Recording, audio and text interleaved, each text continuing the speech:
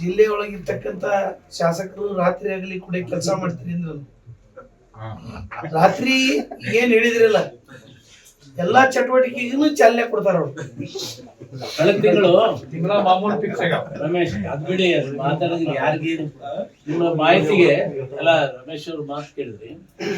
ನಾನು ಒಬ್ಬ ಮಾಜಿ ಸಚಿವನಾಗಿ 3 ಪತ್ರಗಳನ್ನ ಬರೆದೆ ರಾಜ್ಯದ ಗೃಹ ಸಚಿವರಿಗೆ, ಡಿಜಿಪಿಗೆ, ಮಟಕಾದಂಧೆ ಬಗ್ಗೆ, ಅಕ್ರಮ ಮದ್ಯ ಮಾರಾಟದ ಬಗ್ಗೆ, ಜೂಜಾಟದ ಬಗ್ಗೆ ಪತ್ರ ಬರೆದ್ರೆ ಇದುವರೆಗೂ ಸೌಜನ್ಯಕ್ಕೆ ಒಂದು ಪತ್ರ ಉತ್ತರ ಬಂದಿಲ್ಲ. ಒಂದು ಕಳೆದ ತಿಂಗಳು ನಾನು ರಟ್ಟಿಹಳ್ಳಿಯಲ್ಲಿ ಬಹಳ ದೊಡ್ಡ ಪ್ರಮಾಣದಲ್ಲಿ ಸ್ಟ್ರೈಕ್ ಮಾಡಿದ್ದೆ.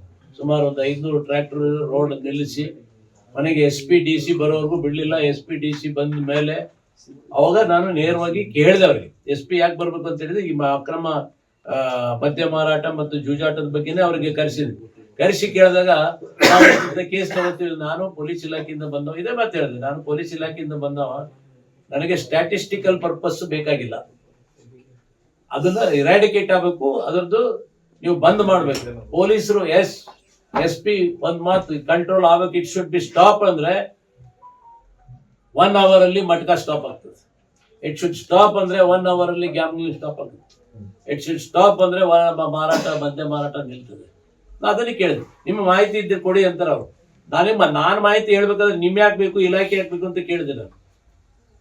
ನಮ್ ಕಡೆ ಮಾಹಿತಿ ಇದೆ, ನಿಮ್ಗೆ ಕೊಡ್ತೀವಿ ಬೇಕಾದ್ರೆ ನೀವು ಪ್ರಶ್ನೆ ಮಾಡಿ ಸರ್. ಅವರು ಸರಿ ಇರ್ಲಿಲ್ಲ ಅಂತ ಹೇಳಿದ್ರೆ ಅವ್ರನ್ನ ವ್ಯವಸ್ಥೆವನ್ನ ಮಾಡ್ಬೋದು. ಮಹಿಳೆಯನ್ನ ಸಾರ್ವಜನಿಕ ಸ್ಥಳದಲ್ಲಿ, ಪೊಲೀಸ್ ಠಾಣೆಯಲ್ಲಿ, ಪೊಲೀಸ್ ವ್ಯಾನ್ ನಲ್ಲಿ, ಅಂದ್ರೆ ಅವ್ರನ್ನ ಏನ್ ಬೇಕಾದ್ರೂ ಮಾಡ್ಬೋದು ಅಂತ ಆಯ್ತಾ ಸರ್? ಆತರ ಎವಿಡೆನ್ಸ್ ಇಲ್ಲ ಸರ್. ಅದು ಅವರೇ ಬಟ್ಟೆ ಬಿಚ್ಕೊಂಡಿರ್ತಕ್ಕಂಥದ್ದು ವಿಡಿಯೋ ಇದೆಯಲ್ಲ ಸರ್, ಬಟ್ಟೆ ಬಿಚ್ಕೊಂಡು ವ್ಯಾನ್ ಅಲ್ಲಿ ಹೋಗ್ತಾ ಇರೋದು ವಿಡಿಯೋ ಇದೆ. ಪೊಲೀಸ್ನವರು ಆ ಎಮ್ಮನ್ ಮೇಲೆ ಯಾವ ರೀತಿ ಮಾಡಿರ್ತಕ್ಕಂಥದ್ದು ಇಂಥದ್ದೇ ಇಲ್ಲ.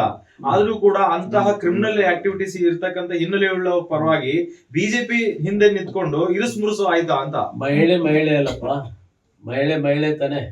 ಮಹಿಳೆಗೆ ಭಾರತ ದೇಶದಲ್ಲಿ ಅತ್ಯಂತ ಗೌರವ ಇದೆ.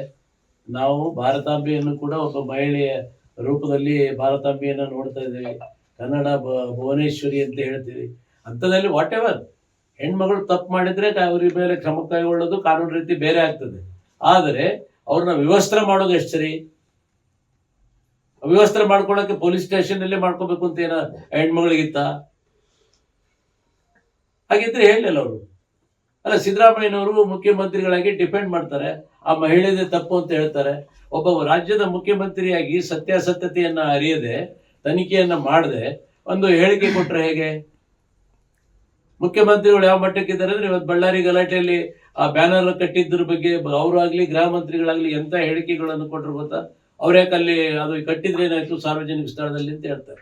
ಸಾರ್ವಜನಿಕ ಸ್ಥಳದಲ್ಲಿ ಒಂದು ಬ್ಯಾನರ್ ಕಟ್ಟೋದು ಬೇರೆ, ಆದ್ರೆ ಒಬ್ಬ ಶಾಸಕನ ಮನೆ ಮುಂದೆ ಹೋಗಿ ಕಟ್ಟಿದಾಗ ಇದು ರಾಜಕೀಯ ಪ್ರಜಾಪ್ರಭುತ್ವ ವ್ಯವಸ್ಥೆಯಲ್ಲಿ ರಾಜಕೀಯ ಬದ್ಧತೆ ವೈರತೆ ಇದ್ದೇ ಇರುತ್ತೆ.